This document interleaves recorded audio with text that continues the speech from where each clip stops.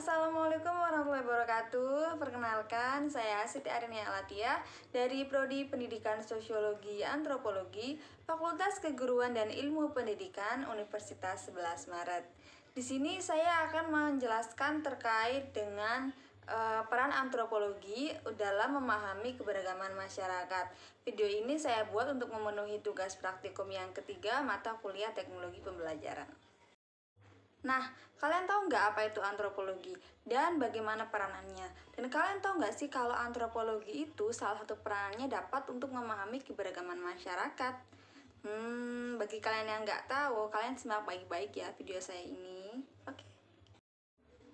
Baik rekan-rekan, pertama kali yang akan saya bahas adalah terkait dengan pengertian antropologi. Pengertian antropologi ini berasal dari bahasa Yunani, dari asal kata anthropos yang berarti manusia dan logos yang berarti ilmu. Sehingga secara etimologi, antropologi memiliki arti ilmu yang mempelajari tentang manusia.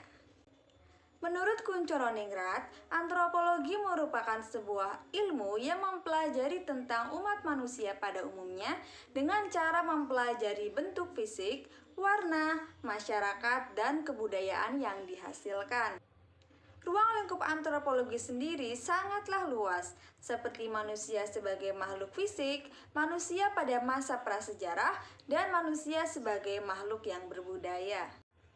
Antropologi memiliki cabang-cabang ilmu. Cabang-cabang ilmu antropologi dibagi menjadi dua.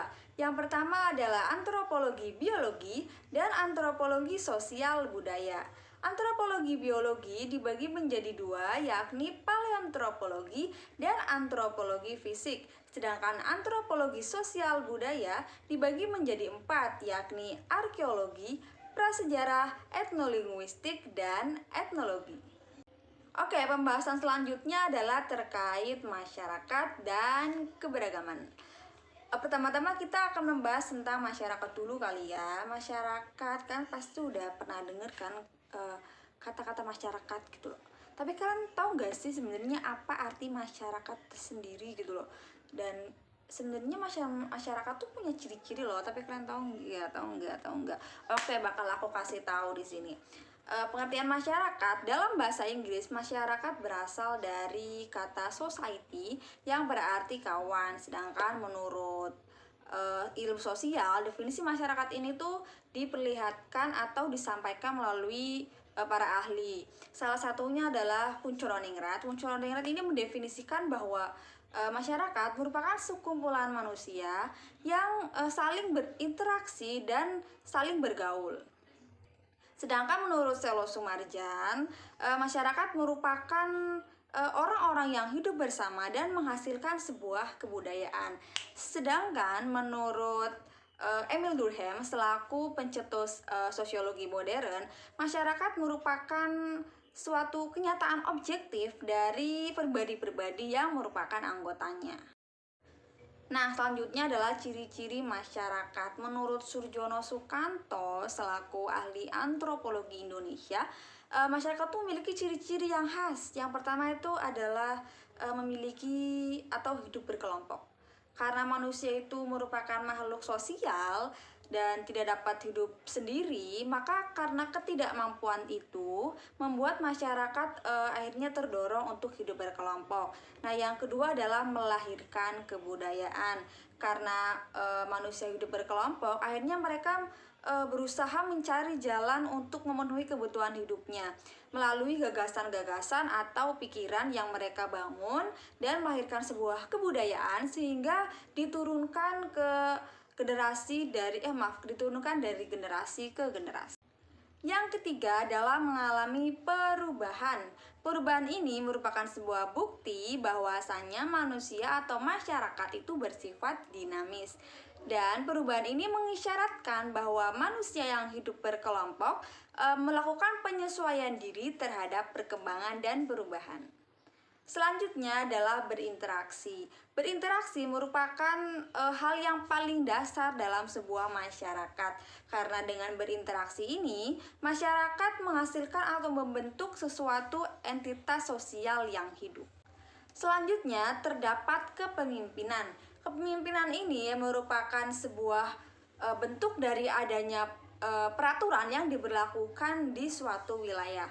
Salah satu contoh kepemimpinan yang paling sederhana dan paling kecil adalah adanya kepala keluarga, yang mana kepala keluarga memimpin anak-anak dan istrinya. Ciri-ciri masyarakat yang terakhir adalah adanya stratifikasi sosial. Stratifikasi sosial merupakan sebuah penggolongan kelas yang bersifat vertikal, sehingga menimbulkan ketidakseimbangan hak bagi setiap kelompok ataupun setiap individu. Penggolongan ini pun berdasarkan atas kekuasaan, kekayaan, keturunan, dan pendidikan. Selanjutnya kita akan membahas tentang keberagaman. Keberagaman menurut Kamus Besar Bahasa Indonesia, keberagaman berasal dari kata beragam yang mana artinya bermacam-macam, berwarna-warni, dan banyak ragamnya. Sedangkan dalam ilmu sosial, keberagaman merupakan sebuah kondisi di mana di dalam masyarakat terdapat perbedaan-perbedaan dari berbagai bidang seperti suku, bahasa, budaya, ras, agama, dan kebudayaan. Keberagaman terbagi menjadi 4 jenis. Yang pertama adalah keberagaman sosial budaya, yang mana di dalamnya terdiri atas bahasa, kesenian, upacara adat, dan rumah adat. Yang kedua adalah keberagaman ekonomi, yang mana terbagi atas pertanian, perkebunan, persawahan, peternakan, perikanan, kehutanan, dan pertambangan. Yang ketiga adalah keberagaman etnis atau suku bangsa, seperti adanya suku Jawa, suku Batak, suku Minangkabau, dan suku Sunda, serta suku yang lainnya. Yang terakhir adalah keberagaman agama, yakni adanya agama Islam, Hindu, Buddha, Kristen, Konghucu, dan sistem kepercayaan. Masing-masing dari jenis keberagaman tersebut ada di Indonesia, bahkan semuanya ada di Indonesia. Maka jelas sekali bahwa Indonesia merupakan negara yang memiliki keberagaman yang sangatlah tinggi, sesuai dengan semboyan kita, yakni Bhinneka Tunggal Ika. Dari penjelasan tadi kita tahu bahwa masyarakat dan keberagaman memiliki hubungan yang sangat erat. Hal ini dilihat dari kondisi Indonesia sendiri yang memiliki keberagaman yang sangatlah tinggi, sesuai dengan nama Indonesia, yakni negara bangsa atau nation state. Namun, keberagaman ini ternyata membawa dampak bagi bangsa Indonesia, yakni adanya dampak positif dan adanya dampak negatif. Nah, disinilah peran antropologi dalam mengkaji keberagaman Indonesia. Kira-kira apa ya peran antropologi? Sebelum kita tahu apa itu peran antropologi, mari kita lihat gambar yang akan saya tunjukkan setelah ini. Oke. Gambar yang ada di atas saya ini merupakan konflik yang terjadi di masyarakat akibat adanya keberagaman. Konsep keberagaman merupakan sesuatu hal yang bersifat berbeda satu dengan yang lainnya. Keberagaman ini jelas menimbulkan sebuah konflik di masyarakat, sehingga perlu adanya peran antropologi dalam mengkaji setiap permasalahan yang ada di masyarakat atau pola-pola yang seharusnya dipelajari, sehingga meminimalisir terjadinya sebuah konflik atau meminimalisir terjadinya sebuah hal-hal yang tidak diinginkan di kemudian hari. Pada dasarnya, antropologi memiliki tujuan dan manfaat untuk merumuskan penjelasan tentang perilaku manusia yang didasarkan pada studi atas semua aspek masyarakat dan perilaku manusia di dalam masyarakat tersebut. Berikut peran-peran antropologi dalam memahami keberagaman masyarakat. Yang pertama yaitu dapat mengetahui pola perilaku manusia dalam kehidupan masyarakat, baik secara universal maupun secara kesukubangsaan. Yang kedua, dapat mengetahui kedudukan serta peran yang harus dilakukan sesuai dengan harapan masyarakat dari kedudukan yang disandungnya. Ya, yang ketiga adalah dapat memperluas wawasan terhadap tata pergaulan umat manusia. Ya, dan yang terakhir adalah dapat mengetahui terkait problematika apa sih yang ada di dalam masyarakat dan memiliki inisiatif atau pemecahan masalah terhadap problematika yang ada di masyarakat. Nah, kalau sudah tahu, mari kita kembali ke gambar berikut ini. Yap, ini adalah gambar konflik yang sudah saya tayangkan di Tempo detik yang lalu. Menurut kalian, apa sih peran antropologi dalam menghadapi konflik-konflik ini? Apa ya kira-kira? Oke, kan saya kasih tahu. Yang pertama adalah mengambil inisiatif dalam menyelesaikan problematika tersebut lah ya. Dan yang kedua adalah antropolog dapat mempelajari kasus tersebut dan digunakan sebagai bahan pengingat atau bahan hal yang harus dihindari di kemudian hari.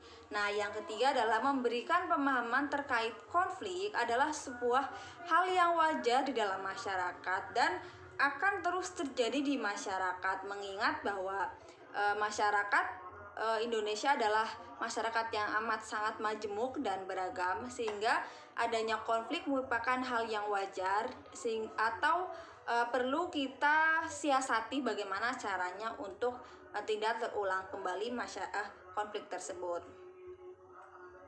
Yang keempat adalah menganalisis pola-pola sebab musabab dan solusi di kemudian hari, sehingga kita tahu apa sih permasalahan ini tuh awalnya tuh dari mana, permasalahan ini tuh asalnya dari mana, dan bagaimana cara kita untuk menyelesaikan permasalahan yang sama ataupun yang saling berkaitan di kemudian hari. Selain itu, antropologi juga dapat digunakan untuk menganalisis bidang-bidang lainnya yang berkaitan dengan adanya masyarakat, karena kita tahulah ya, masyarakat adalah kajian yang paling utama dari antropologi ini. Bidang-bidang yang dapat dikaji oleh antropologi adalah seperti kesehatan, politik, sosial, ideologi, dan ekonomi. Peranannya pun disesuaikan dengan bidang yang dikaji oleh antropolog sendiri, sehingga antropologi ini bersifat fleksibel dan saling terkait antara satu dengan yang lainnya. Oke, selesai sudah materi yang saya jelaskan di video ini. Semoga materi yang saya jelaskan ini dapat memberikan wawasan baru bagi rekan-rekan sekalian. Apabila rekan-rekan ingin berkomentar, enggak harus berkomentar ya, atau memberikan feedback pada video saya ini, sehingga kita dapat sama-sama belajar dan memberikan kritik dan saran atas materi yang kita bahas di video ini. Terima kasih.